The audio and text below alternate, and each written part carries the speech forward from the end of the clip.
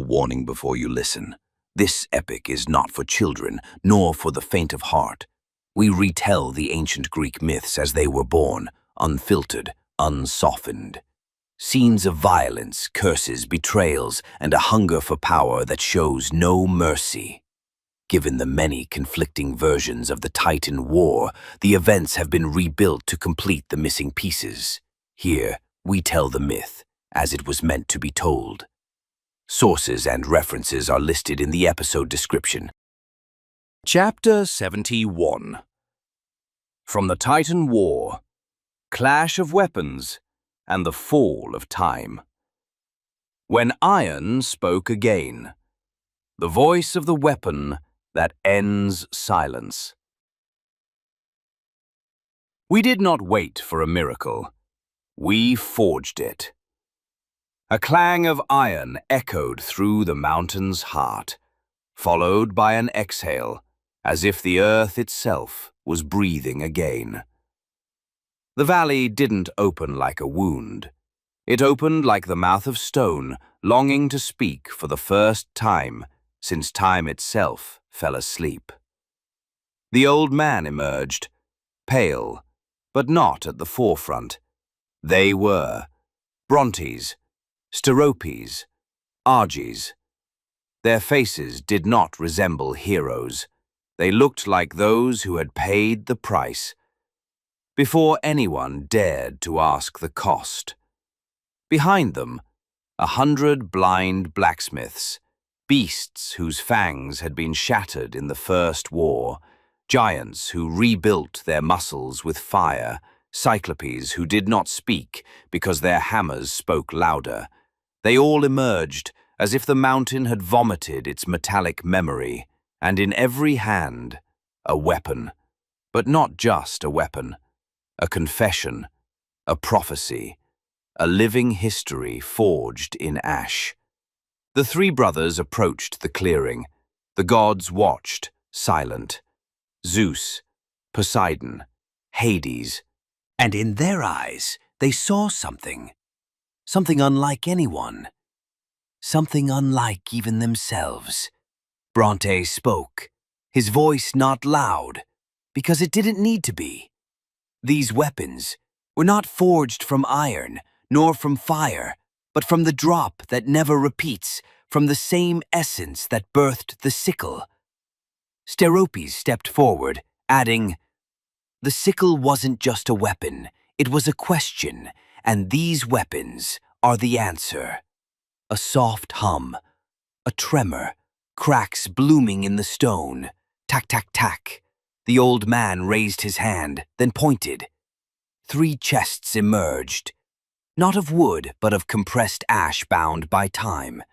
The first was opened, Zeus's thunderbolt. But it didn't wait for anyone. It flew. Straight to Zeus, wrapped around his hand, then dove into his chest as if it was restoring his very name. Arges said, "This is not a weapon, it is you, when you chose to be reborn from your own ashes."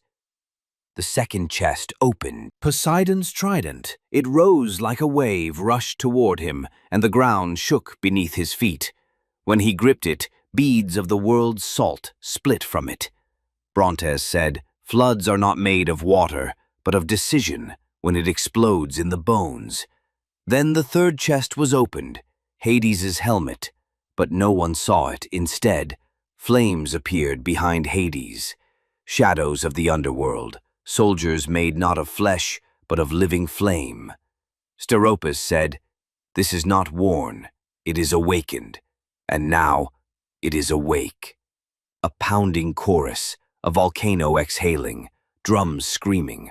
Arges pointed toward a massive stone, its cover pulled back, revealing a weapon without a name, only a flame burning inside the chest of whoever touches it. Brontes looked at Kronos and said, "This is not a sword. It is a blaze planted in the heart. This is the weapon of the Titanomachy, those who were never meant to wield weapons, because they became the weapon." A low murmur, giant footsteps, a flame igniting the sky of ash. The 3 Cyclopes approached the 3 gods. They lifted their eyes to their faces and spoke as one. You were not born to wait for a miracle. You are the ones who melted it into existence. You did not merely escape Kronos' belly. You emerged to shatter his name. These weapons were forged from Gaia's heart, just as the sickle was. But they belong to no one, except the one who dares to rewrite time itself. A crack of thunder, a roar of hell, a scream of ocean, an echo that no longer belonged to earth. Zeus spoke, his hand trembling, not with fear, but with understanding. We will not run any more. They all shouted, we will not wait any more. And the three, Brontes, Steropes, Arges, declared, the sky will not fall upon us. We are the ones who will rise to meet it. This chapter of the epic has come to an end.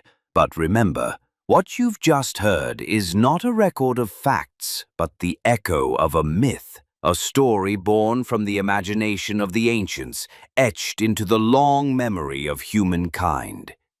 If this tale stirred something in you, if it opened a door to reflection or wonder, don't forget to support the channel and share the journey with those you love. And in the comments, tell us which moment in this chapter struck you the most and why.